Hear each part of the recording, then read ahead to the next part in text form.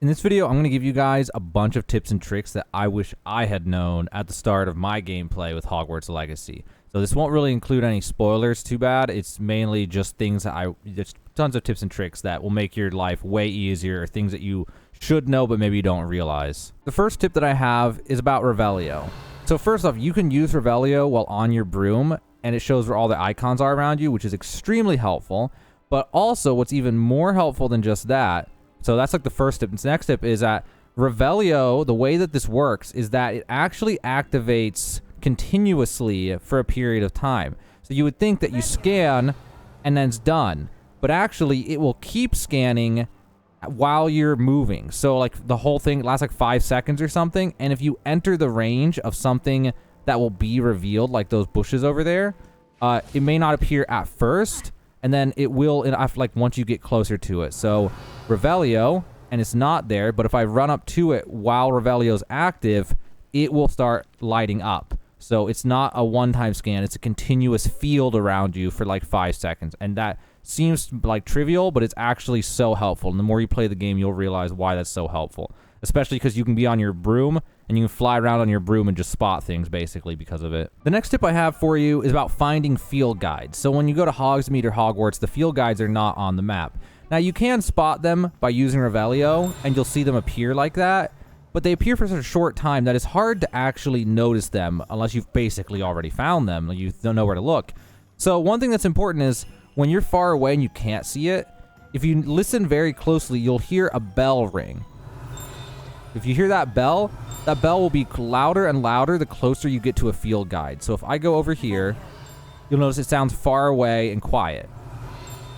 But then if I get closer, it'll get louder and louder and then louder. And once I'm right next to it, it'll get really loud. And then you'll scan again, keep listening. So there's one over here. I would, do it over here. And then do it again, listen. Okay, so it's still going. So maybe inside the shop. So you'd go inside the shop. There's one right there. So do it again. We're still hearing a bell. So there's still another bell. So I actually know where the bell is ahead of time. But go down here. Revelio. You hear the bell. You get closer. Bell's even louder. And so right there. There. Now use it again when we get out of the shop. The shop is so loud. So use it again. And now the only bell we hear is really far away. And if I get far enough away from it, well, I don't know which direction it is, but I probably got near another one. But you get the point. So yeah, it's basically like sonar detection with sound. So keep that in mind when trying to find field guides. That's how you're supposed to find them, guys. The next tip I have is to suggest trying to get alohomora level 3 as quickly as possible.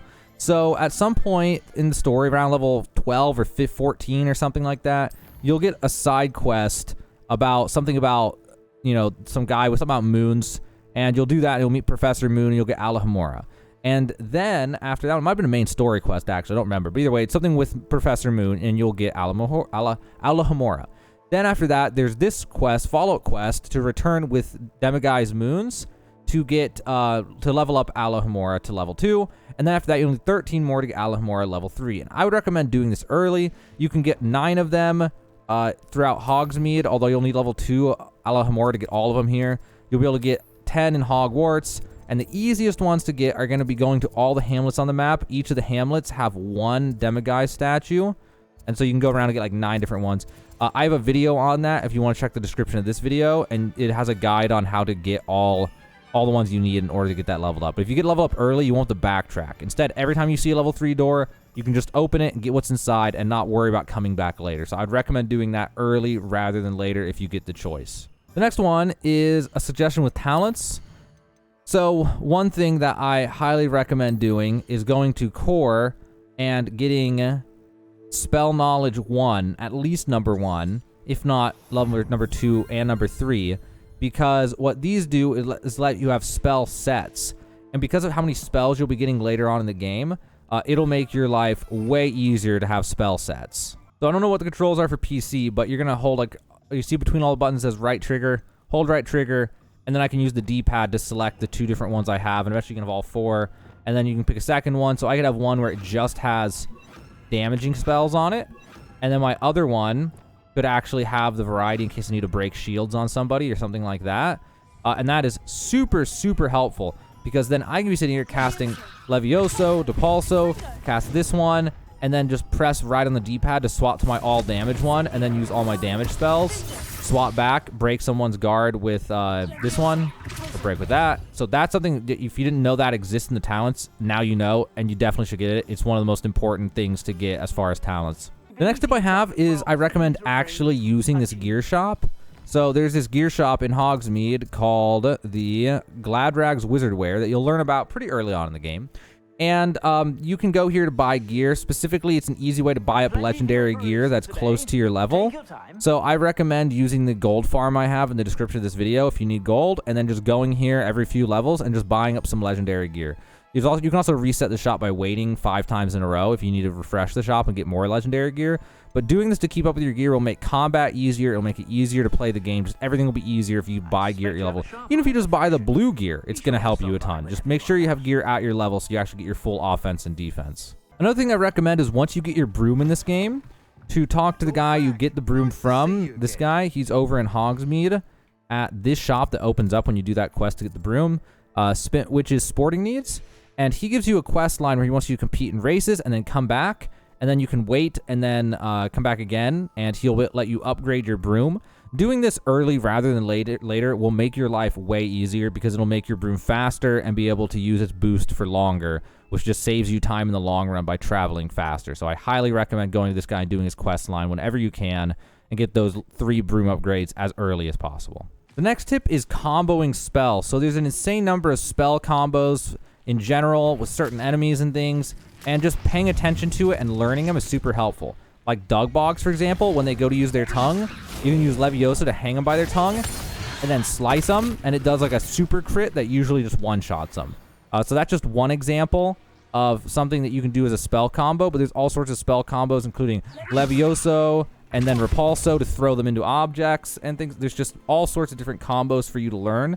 Just be aware they exist, and then try to learn them as you play, and it'll make your combat way easier. The next tip is the compass at the bottom left. You should use this as much as you reasonably can for a few different things. One is you can see enemies on the compass down there. You see the red arrows, and that helps you to orient yourself and figure out where you should go or where the next fight is. It's really good for farming dueling feats if you're aware of the compass. The other thing is things like collection chests and field guide pages in certain areas will actually just show up on the compass. So you can see that right there. There's a collection chest on the compass. So after I clear that bandit camp, I can get the collection chest, but instead of running around looking for like a minute or two trying to figure out where it is, I can just look at the compass and it'll show me. And this is particularly helpful when you go and visit these hamlets, because hamlets have collection chests, field guide pages, and demiguise statues. Now, the demiguise statues don't appear like that, but the field guide pages at the hamlets will, even though they don't in the other places.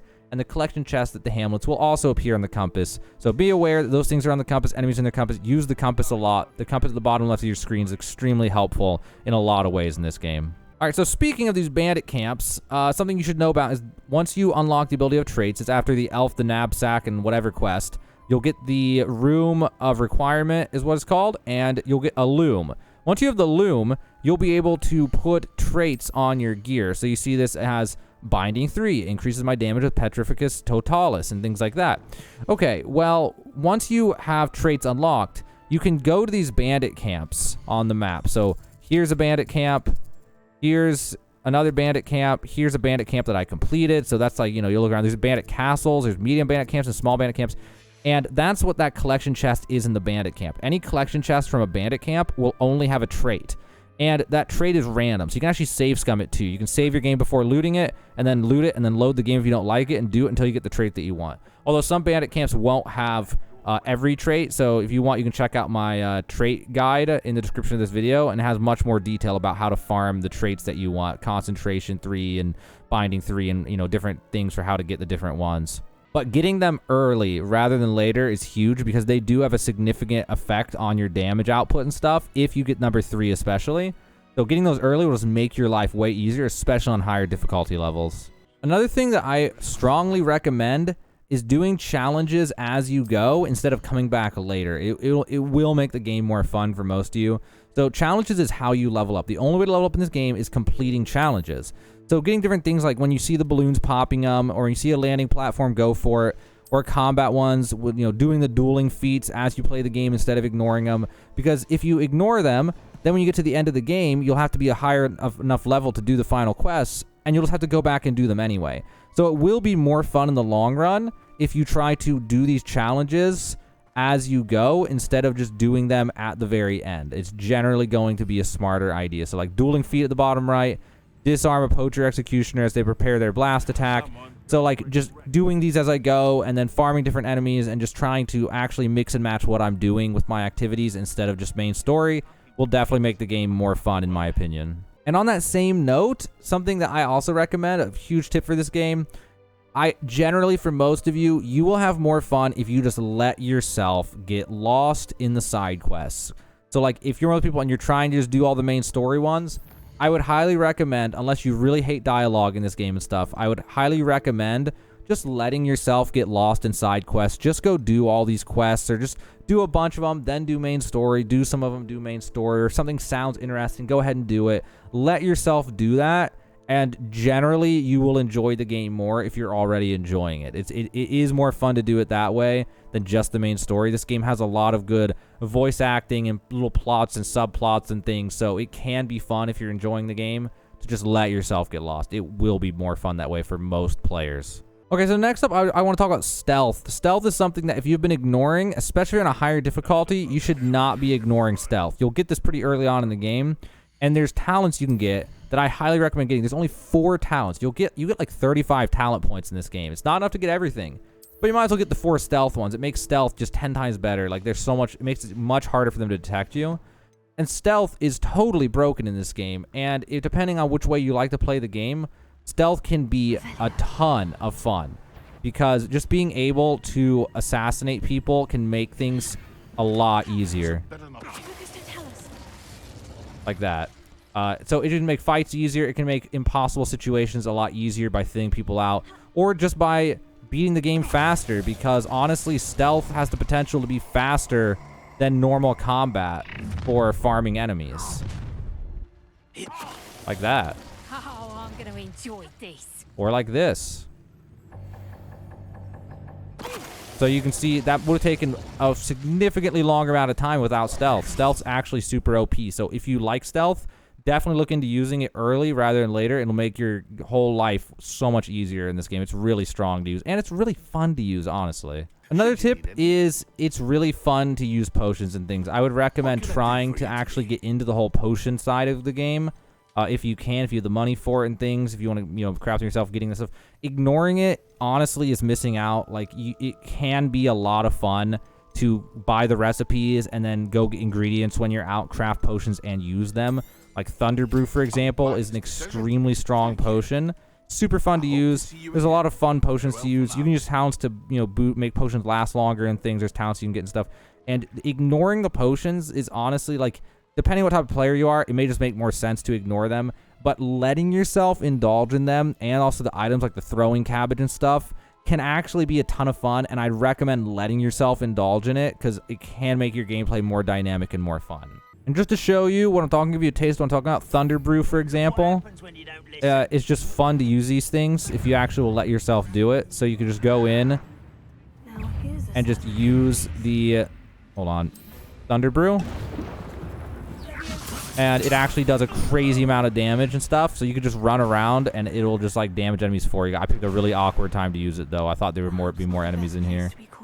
But it lasts for a little while and it'll just kill a ton of enemies, so without you really doing much. It's just fun. But there's invisibility potions, there's throwing cabbage, there's all sorts of fun things. So definitely use them instead of ignoring them, and you probably will have more fun. Another tip that I have is early game, you can go to the battle arenas and get a bunch of your challenges done with combat really fast at this battle arena, or there's also a battle arena over here in the Forbidden Forest. And you can just go to one of these, and it lets you fight a bunch of enemies really fast. And it's a good way to get a few early game levels if you want to. And then also you can check out the description of this video for other XP farms and things that I have that could also help you level up if you get stuck at a certain point and want to level more. Check that out. But that's it for the tips and tricks video, guys. So hopefully this video helped you out. And before you go, be sure to check out the description of this video for lots of other awesome Hogwarts Legacy videos. that you can also will help you out in tons of different ways. Gold farms, 30,000 gold an hour, XP farms, all sorts of fun stuff. Also, if this video helped you out and you want to help me out, you can check out the game that I'm making on Steam called Art Gallery Simulator, and I will link that in the description of this video below the first paragraph. So if you go and check that out and wishlist that game, that would help me out a ton. But either way, guys, I really hope this video helped you out. I just wanted to give you guys a bunch of good tips and tricks that I wish I had known at the start of my game rather than at the end. So hopefully now you've a lot better handle on things that you should and shouldn't know in Hogwarts Legacy.